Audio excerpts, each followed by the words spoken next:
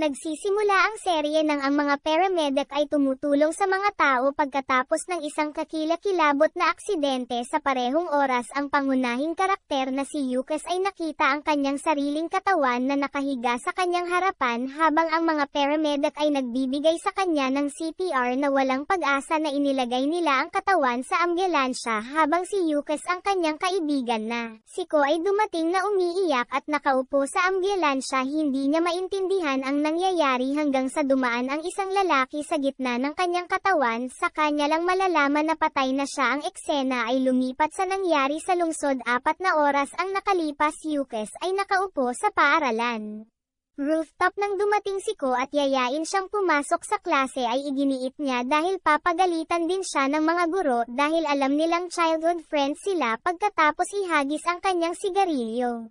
Bumangon si Yusi habang umaakyat sa hagdanan para pumunta sa klase. Nakita ni Yusi ang ilang estudyanteng sinasalakay si Kino. Humihingi sila ng pera na binigay niya at binugbog. Pagkatapos ay bumalik sila para hanapin ang bulsa ni Kino. Hindi ito nakita ni Yusi at binatukan ang bata para ibalik ang pera ni Kino nang biglang may nakita siyang guro at mukhang ninanakaw ni Yusi ang pera nang hindi nililinis ang kanyang posisyon. Lumabas si Yusi. May isang roundworm na langaw na pumasok sa lungsod kanina ay nakarating na sa mga lansangan. Si Yukes ay naglalakad patungo sa kanyang tahanan kung saan ang kanyang ina ay nanunood ng TV. Sinabihan siya nito na magsimulang kumita at managot kung hindi siya interesadong mag-aral. Pagkatapos bigyan ng kape ang kanyang nanay, Yukes ay lumabas sa umuwi sa napakasamang mood at naghihintay na si Kabara at ang kanyang mga kaibigan na ipagpatuloy niya ang laban. Kahapon ay tinalo ni Yukes silang lahat at nakita niya ang isang batang lalaki na magiliw na naglalaro ng bola. Pagkatapos ay pumasok siya sa restaurant kasabay ang pagpasok ng roundworm ilong ng isang truck driver na naghihintay sa mahabang pila ng mga traffic jams. Bigla niyang pinaandar ang truck at maraming sasakyan ang nahagip sa kabilang banda. Ko at ang kanyang mga kaibigan ay pumasok sa restaurant. Pagkaalis ng kanyang mga kaibigan ay pinagalitan siya ni Ko dahil sa hindi paglinis ng kanyang posisyon sa harap ng guro. Ngunit iniwan siya ni Yukes doon habang galit na sumisigaw at sumakay sa kalsada nang bigla niyang nakita ang truck na tumatakbo patungo sa kanila. Ang parehong bata ay malapit nang mabangga ng truck ngunit si Yukes ay tumalon at itinapon siya. Ngunit sa paggawa nito ay isinakripisyo niya ang kanyang sariling buhay. May harang sa pagitan ang mundo ng mga tao at ang mundo ng demonyo na ginawa ng mundo ng mga espiritu. Kung minsan ay tumatawid si Yokoi mula sa mundo ng demonyo sa lang ang roundworm fly ay ang Yokoi monster na nagpagalit sa tsuper ng truck. Habang naglalakad si Yukes sa kalye, nakasalubong niya si Bai, isang mensahero mula sa mundo ng mga espiritu noong sa kabilang banda, at ang batang si Yukes na naligtas ay walang mga gasgas sa kanyang katawan. Dinala ni Bai si Yukes sa mundo ng mga espiritu sakay ng isang bangka. Nakasalubong nila ang anak ng boss Koi na ni Enma. Nakita nila itong nagpapasya sa kapalaran ng mga namatay na kaluluwa sa pamamagitan ng pagtapon sa kanila sa impyerno o langit. Siya, nag-aalok kay Yukes na kung tumulong siya sa paghahanap kay Yokoi at kung bakit sila dumating sa mundo ay bibigyan niya si Yukes ng isa pang pagkakataon na mabuhay. Ginagawa ng mga mahal sa buhay bago magpasya kung ano ang gagawin. Nakita ni Yukes na si Kabara at Kirino ay labis na nalungkot sa kanyang libing habang ang mga masasamang tao ay muling binubugbog si Kino sa pagpunta sa kanyang libing. Matapos ang lahat ay pumunta sa kanyang ina at Ko na umiiyak na magkayakap habang namimiss siya bilang si Yusi. Pagdating sa labas ay nakita niya iyon. Binubugbog ng mga lalaki si Kirino hanggang sa mamatay at susunugin na sana siya nang biglang pumasok si roundworm Yokoi sa tenga ni Kino at nagsimula siyang mag-AC na parang demonyo. Binugbog niya ang mga iyon at sinunog ang lugar. Si Kabara at ang kanyang mga kaibigan ay inabot din doon para makita kung ano ang nangyayari. Yukes binisita si Ko sa bahay at pinunasan ang kanyang mga luha. Nagpasya siyang tanggapin ang alok na muling pagkabuhay, ngunit sinabi sa kanya ni Koen Mo na ang kanyang bahay ay nasusunog kasabay ng pag-iyak ng nanay ni Yakusa sa labas ng bahay dahil pakiramdam niya na ang kanyang anak ay buhay at humihinga sa loob. Narinig ito ni Ko at tumakbo. Sa loob ng bahay ay nawalan siya ng malay mula sa usok habang sinusubukan niyang itulak ang katawan ni Yukes palabas. Si Yusi ay nakakuha ng kapangyarihan mula kay Kenmo at binuhay muli niya si Ko palabas ng bahay at ang kanyang ina ay nagulat nang makita siyang hindi tumigil si Yusi at tumakbo upang ilabas ang wasp. Ng katawan ni Kino pinalo ni Kino si Kabara at ang kanyang mga kaibigan kaya nawalan sila ng malay.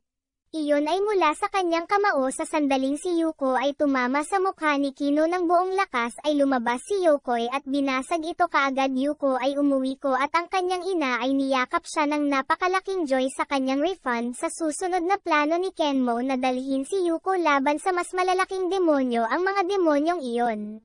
May pumipintig na itim na bagay sa iba't ibang hugis. Isang lalaki ang nakaupo sa bangko nang makita ng isang batang babae ang isang pumipintig na itim na bola sa kanyang kamay. Tinanong niya kung ano ito at biglang dumating ang isang ipoipo at pinapatay ang lahat ng naroon. Ang kaluluwa mula sa katawan ng batang babae ay lumabas at pumasok. Natututo si Yukes na gumamit ng spirit gun gamit ang spirit energy ngunit hindi siya makapag-concentrate. Iyon lang ang paraan para makapatay ng 3 yokai nang biglang nakita ni Koenmo sa kanyang screen na maraming bata ang nawala ng malay na naglalaro sila sa isang complex sa harap ng isang si building. Yusi ay pumunta sa ospital at pinapanood ang mga batang iyon na may life support na. Nagbabalik ng kanilang kinain na mga kaluluwa ang tanging paraan upang maibalik ang mga batang iyon sa normal na buhay.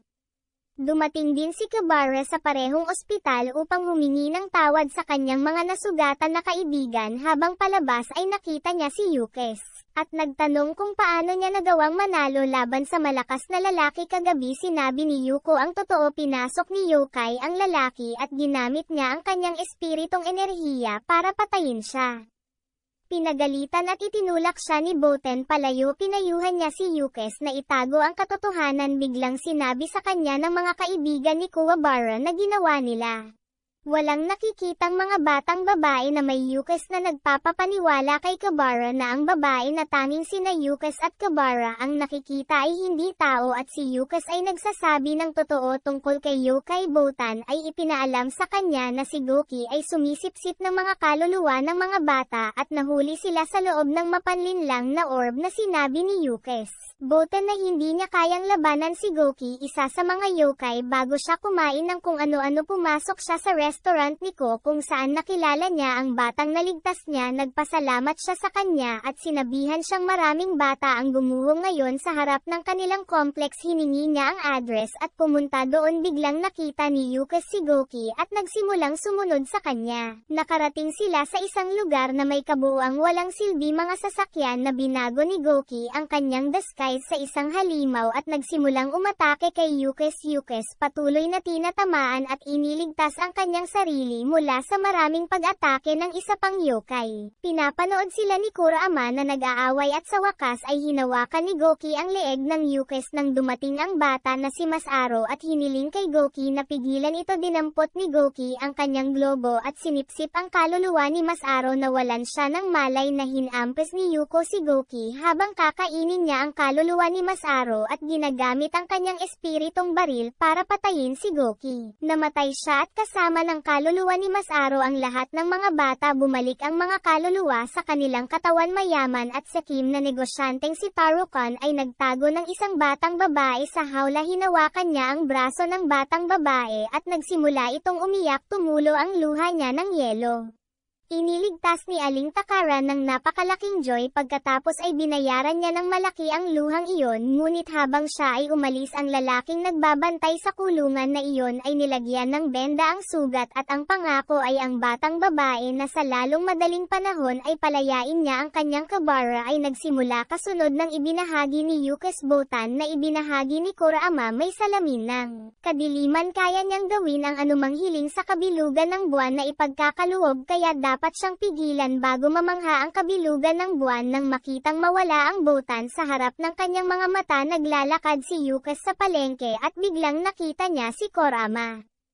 nagsimulang sumunod sa kanya. Kumuha si Kurama ng bulaklak at pumunta sa ospital para ibigay ito sa nanay na may sakit habang iniisip ni Koenmo na sinusubukan ni Kay na makakuha ng sympathy sa pamamagitan ng pagpapakita ng maling bahagi ng kanyang personalidad. Lumabas si Kurama sa ospital at sinabing pinasok niya ang fertilized egg ng kanyang ina at sa loob ng 17 taon ay nagkaroon siya ng matinding pagmamahal para sa kanyang ina kahit bilang isang yokai gusto niyang gamitin ang kanyang hiling na iligtas ang buhay ng kanyang namamatay na ina.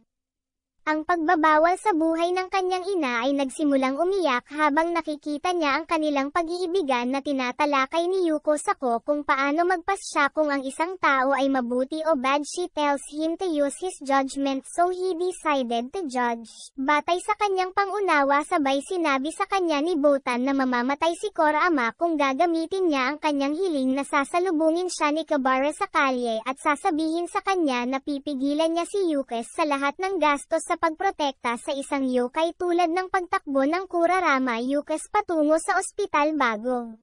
Nais ni Kurarama ang kabilugan ng buwan ngayong gabi. Nagawa na ni Kurama ang kanyang hiling at si Yukes ay tumalon sa ulap. Ipinangako niya ang kanyang kalahating buhay sa ina ni Kurama dahil alam niyang kahit ibigay ni Kurama ang kanyang buhay ay hindi magiging masaya ang kanyang ina kung wala siya ang hiling ay natupad.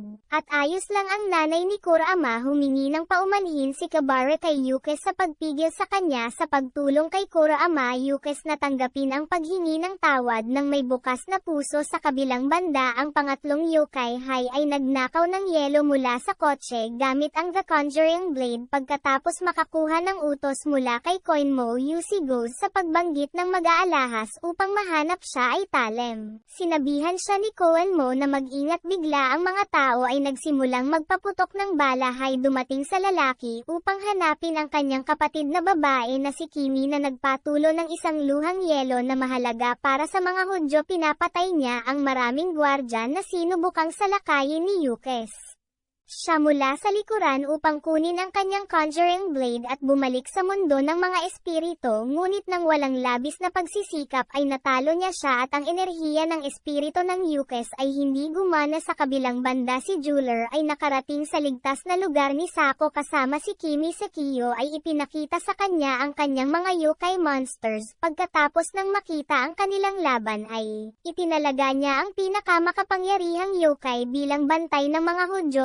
Pinahintulutan niya si Sekiyo na itago ang hawla ni Kim sa isang ligtas na lugar, ngunit habang itinatago nila ito sa lockep at tumingin sa loob, nakita nila na nakatakas si Korem ay sinubukan siyang ilabas ng bantay ni Kim sa hawla. May helicopter ngunit pinigilan sila ng isang yokai at pinatay ang gwardya. Habang umiiyak si Korem, nakakuha si Jeweler ng maraming mahahalagang ice tips. Pagkatapos ay ipinadala ni Botan si Yukes sa isang training camp sa kabilang bundok. Narinig ni Kabara ang kanilang pag-uusap at iginiit na sasali rin siya sa pagsasanay na makilala nila si Master Genkai na sanayin si Yukes tungkol sa paggamit ng spirit energy na nagagalit siya kapag iniisip ni Yukes na mayroon siyang lahat ng kakayahan upang labanan. Hai siya ay nagsimula ng isang one-on-one na pakikipaglaban kay Master Genkai. Natalo niya siya nang hindi ginagamit ang kanyang kamay. Sa huli ay nadulas siya sa isang walnut sa ang kabilang kamay. Nagsasanay si Kabara ng mag-isa gamit ang kahoy na stick sa isang bato. Binalaan siya ni Master Genkai na kung magpakita siya ng interes ay magiging mas makapangyarihan si Kabara at ibabalik siya sa pagsasanay. Sa araw na iyon, hiniling ng Koran RMA na ibalik ang kanyang Conjuring Blade kay Yukes. Sa tingin niya ay kaya ni Yukes tulungan silang mahanap ang kanyang kapatid na babae bilang kapalit. Ngunit Hai ay hindi sumasang-ayon. Sa kabilang banda, ang negosyanteng si Sekiyo ay nagpopondo ng isang reaktor na magbubukas ng isang butas sa pagitan ng mundo ng tao at demonyo at sa huli ay sasali sa parehong mundo. Sinabi ni Master Genai kay Yukes na tapos na siya sa pagsasanay sa kanya kasi siya hindi na natuto. Pagkatapos noon ay nakita ni Yusi na si Kabara ay hindi huminto sa pagsasanay kahit na ang kanyang mga kamay ay dumudugo. Ay biglang lumabas ang espiritong enerhiya mula sa kanyang kahoy na patpat at sa huli ay matagumpay na nabasag ni Quara ang malaking bato gamit ang kahoy na patpat na nagpapasigla kay Yukes at muli siyang nag-concentrate sa pagsasanay.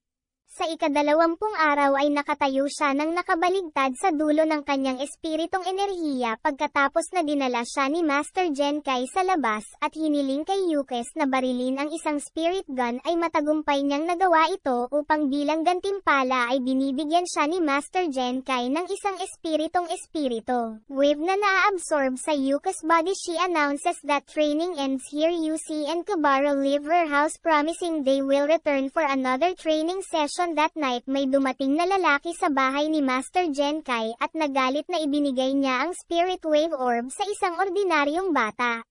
Hinahamon niya itong makipag-away sa kanya nang pumunta si Yukes sa restaurant ni Ko para kumain ng noodles. Pagkatapos ay lumabas si Yukes at nakarinig siya ng kakaibang ingay mula sa pintuan ng restaurant. Pagkatapos ay nakita niyang kinikidnap niya si Ko. Tumakbo siya pagkatapos ay nakatakas sila sa kanyang paningin ngunit nahanap niya siya.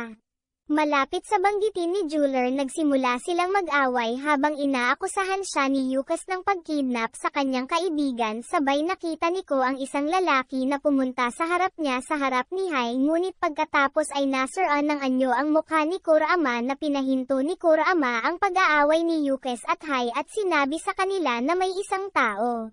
Ibang tao inagaw ko yung lalaking yun din kidnap yung kapatid ni Hai. Nilagay nila si Ko sa kulungan katabi ni Kimi Yukes Kurama Kabara at Hai. Narating ang Secret Island kung saan nakalagak yung dalawang babae after kidnapin. Sa kabilang banda yung lalaking pumasok sa bahay ni Master Genkai. Pinatay si Sekiyo ay pinapanood si Yukes at ang kanyang mga kasamahan na sumakay sa bangka kasama ang kanyang mga tauhan sa bangka ay iniisip ni Yukes na kung sino man ang dumukot sa Ko ay hindi tao. Sako ay nagsabi sa kanya na ligtas ang kanyang kaibigan kasama sila sa isla. Nilalaro ni Sekiyo ang laro kung saan nanalo si Jeweler sa tuwing may isang barya pagkatapos ay naglagay siya ng 5 bala sa baril at itinapat sa kanyang ulo. Napakaswerte niya na nakaligtas siya. Sinabi niya na sa wakas ay matatapos na niya ang kanyang pagkabagot pagkatapos ng kamakailang tagumpay sa pagdating nila sa isla na hiniwalayan niya sa iba para hanapin. Yung ate niya biglang may pumihil kay Kurama. Gustong malaman ng mahabang buhok na si Yokai kung bakit naging mahilig si Kurama sa pakikipagkaibigan. Sinabihan ni Kurama si Yukes na umalis dahil lalabanan niya itong mag-isa. Habang siya ay nakarating sa loob ng gusali nang biglang may pumasok na metal na baluti na may suot na yokai. Nagsisimula ang away sa pagitan nila ng sabay-sabay na mga milyonaryo sa loob ng bahay ni Sako na nanunood ng mga laban sa screen at tumaya sa kanilang mga paboritong manlalaro. Habang sina Yukes at Kabara ay nakarating sa inner area ng bahay, nakita nilang pareho si Ko at sinabi ni Kim Koram kay Ko na ang lalaking kumidnap sa kanya ay isang tunay na yokai ang nakikita niya. Isang sugat sa kamay ni Ko at napahilom niya ang sugat ng buo sa isang sandali. Nagsabi si Cory ng totoo tungkol sa kanyang sarili. Isa rin siyang yokai. Sa kabilang banda, kapag natalo ni Kurama ang isa pang manlalaban ay makukuha niya ang katawan ng tao bilang kapalit ngunit inaatake siya ng kalaban.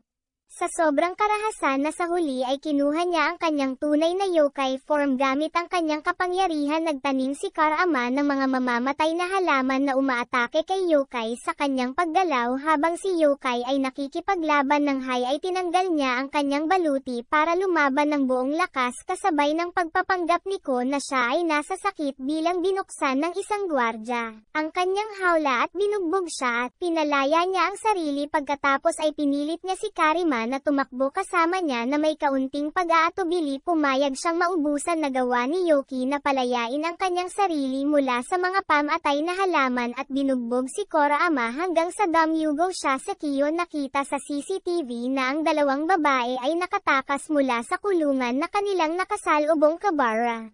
Sa isang sulok si Kabara ay natulala sa kagandahan ni Cory habang si Hai ay bumagsak matapos siyang tayaan ng husto ng kanyang kalaban na si Yokai. Ngunit muli siyang bumangon at binuksan ang kanyang kamay upang gumawa ng isang lihim na apoy ng dragon na ang braso ng apoy na dragon ay nasunog si Yokai ng masama. Pagkatapos ay iniwan siya doon upang pumunta sa unahan. Ang kabilang kamay ay nasugatan ni Kakai ang kamay ng kalaban na si Yokai gamit ang isang halamang tumubo sa loob niya ng palihim habang binibigkas ni Kurama ang salitang Dai sumabog at namatay si Yokai habang binubuksan ni Kabara ang isang pinto upang makatakas ay pinalaya nila ang isang Yokai monster na hinailan ni Ko ang emergency switch upang makatakas sa lugar at isinara ang pinto pagkatapos ay bumangga sila sa mukha na pinapalitan si Yokai na dumukot kay Ko. Yukes ay umabot sa silid ng bulwagan kung saan narinig niya ang boses ni Sako. Babawiin niya ang kanyang kaibigan kapag natalo niya si Toguro. Siya ang parehong taong pumatay kay Master Genkai ng sabay. Sabi sa akin ng isang lalaki, bukas na ang isang wormhole na magdudugtong sa mga negosyante sa mundo ng tao at demonyo na nanonood ng laban ni Yukes at Toguro at tumaya sila ng malaking pera nang biglang nasira din ang mga gamit sa kwarto nila pagkatapos ng madaming pambubugbog. Pinalitan ni Kuwabara ang kanyang espada ng espiritong enerhiya at mga hiwa. Ang iba pang yokai ngunit pagkatapos ay bumangon muli ito at sinakaw si Kabara Koina ay gumawa ng harang sa pagitan ng mundo ng tao at demonyo kaya hindi na sila muling sumali ngunit hindi ito makatagal kaya lumapit si Kenma para pigilan siya sa pagsali sa magkabilang mundo ngunit hindi pumayag si Sakiyo. Gumawa ng kasunduan na mamamatay si Sakiyo kung matatalo ang kanyang lalaking si Toguro habang si Toguro ay lalaban at talunin si Yukes at ang kanyang mga kasama para panatilihing nakabukas ang wormhole. Habang nakita ni Sakiyo sina Kim at Ko na tumatakas si Jeweler ay sinubukang tumakbo palabas ngunit nakuha ng halimaw na si Yokai si Yukes na itinapon si Toguro sa kabila pader gamit ang isang spirit gun ngunit siya ay bumalik ganap na gumaling nagbukas ng pinto si Sakiyo at pumasok si Ko sa lugar kung saan nag-aaway sina Yukes at iba pa. Si Yokoi ay natuwa nang makita si Yukes at ang kanyang mga kaibigan na natalo. Sinabi niya sa kanila na magkaibigan sina Toguro at Genai na natutunan nila. Ibinenta ng martial arts at Toguro ang kanyang kaluluwa sa mga demonyo para mapanatili ang kanyang kabataan at kapangyarihan matapos siyang bigyan ni Genkai ng mahalagang spirit orb na pinatay ni Toguro. Si Toguro ay hindi nagustuhan ni Toguro na marinig na ibinenta niya ang kanyang kaluluwa kaya pinatay niya ang yokai at nagkwento na naalala ni Yukes ang kanyang amo na si Genkai at sinimulang salakayin si Toguro gamit ang kanyang spirit orb. Ibinato niya si Toguro at gumawa ng butas sa lupa gamit ang kanyang kapangyarihan. Mula sa butas na iyon ay lumabas muli si Toguro at nagsimulang maghagis ng mga bala patungo kay Yukes Sakiyo. Panalo. Habang si Toguro ay nakukuha ang hugis ng isang matipunong malaking lalaki, sinusubukan niyang painitin si Yukes sa pamamagitan ng pagtama ng Ko. Pagkatapos ay pinalo niya si Kabara ng napakalakas sa pamamagitan ng pagsuntok sa kanyang tiyan. Biglang sinuntok ni Yukes si Toguro at itinapon siya. Inalok siya ni Toguro na umalis sa kanyang mga kaibigan at sumama sa kanya ngunit buong lakas na ibinato ni Yukes ang kanyang spirit gun kay Toguro. Nasunog siya, namatay si Toguro pagkatapos kung sabihin sa kanya na nagkaroon siya ng totoong laban sa unang pagkakataon na sinabi ni Kim kay Kabara na gusto niya siya. Pagkatapos ay ibinigay niya ang kanyang conjuring blade sa mundo ng espiritu. Nagpakamatay ang usapan nila ni Kim. Their way out and Hai gave her a necklace of ice tears. He shares that he is no longer the same brother she is looking for. Toguro goes on his path to eternity and meet Genkai there. She wants him to be with her but he walk away alone. Naging matalik na magkaibigan sina Kabara at Kimako. Salamat Yukes sa pagligtas sa kanila. Dito nagtatapos ang serye. Maraming salamat po sa panonood.